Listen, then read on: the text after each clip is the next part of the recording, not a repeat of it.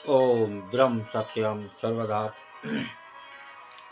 आज मात्र एक कबीरदास जी की वाणी और वो मोक्ष आत्मस्वरूप स्थिति किस प्रकार मिल सकती है, इस संसारी मानव को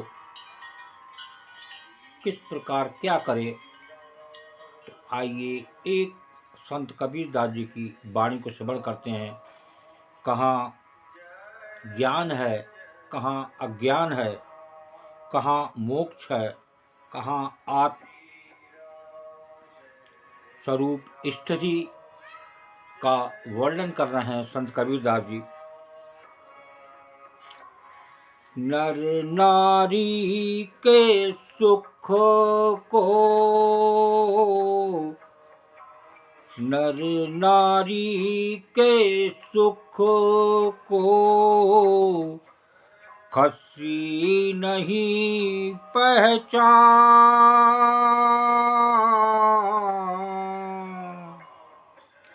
त्यों ज्ञानी के सुख को,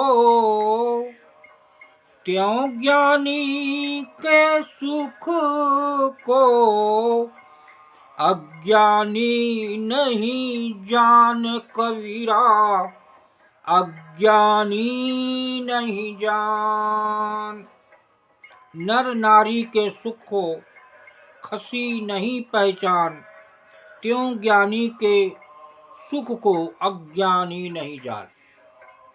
किस प्रकार उस नारी और नर नारी का सुख होता है, उसको कौन जानता है कौन नहीं जानता। उसी प्रकार यहाँ दूसरी लाइन में बता रहे हैं, क्यों ज्ञानी के सुख को अज्ञानी नहीं पहचान। तो ये बहुत ही सुंदर अद्भुत वाणी है संत कबीरदास जी की। जैसे पुरुष स्त्री के समागम जनित विषय सुख को हिजड़ा नहीं जान सकता, नर नारी के सुख को खसी नहीं पहचान।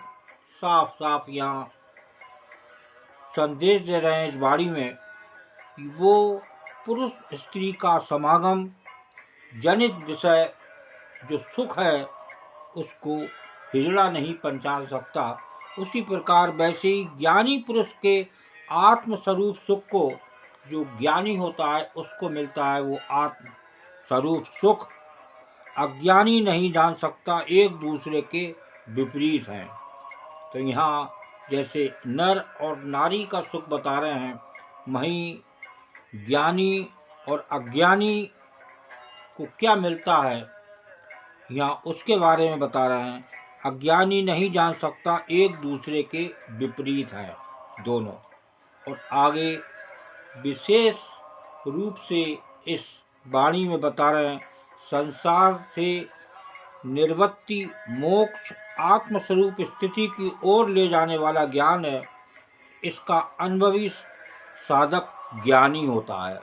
जो संसार में से निर्वृत्ति वो मोक्ष आत्मस्वरूप स्थिति की ओर ले जाने वाला वो ज्ञान जो सबसे बड़ा ज्ञान है, उस आत्मस्वरूप स्थिति तक ले जाने वाला, इसका अनुभवी साधक ज्ञानी होता है। और आगे बता रहे हैं, इसके विपरीत संसार की प्रकृति में बांधने वाला ज्ञान है तथा इसमें फंसने वाला अज्ञानी होता है। जो संसार में फंसता है वो अज्ञानी, और जो एक आत्मस्वरूप स्थिति तक ले जाने वाला वो अनुभवी साधक ज्ञानी होता है। बहुत ही सुंदर एक ही वाणी में किस तरह हम उस आत्म स्वरूप स्थिति तक पहुंच सकते हैं, और कहाँ कौन किसको आनंद मिलता है, कौन उस आनंद का अधिकारी होता है, सारी बातें इसमें एक ही वाणी में बता दी। वो कौन सा सुख है, वो सबसे बड़ा सुख है आत्म सुख, जो मिलता है उस ज्ञानी से। और वो ज्ञानी उस परमानंद, उस परमात्मा में जहाँ लीन होने का वो दर्जा उस ज्ञानी को मिलता है, वो उस आत्म स्वरूप की स्थिति तक पहुंच सकता है, वो बार बार आवागमन के चक्र से मुक्त हो सकता है। ओम ब्रह्म सत्यम सर्वदा। दास की कबीर वाणी अच्छी लगी हो तो जरूर शेयर करें ताकि और भी लोग इसका आनंद ले सकें। ओम ब्रह्म सत्यम सर्वदा।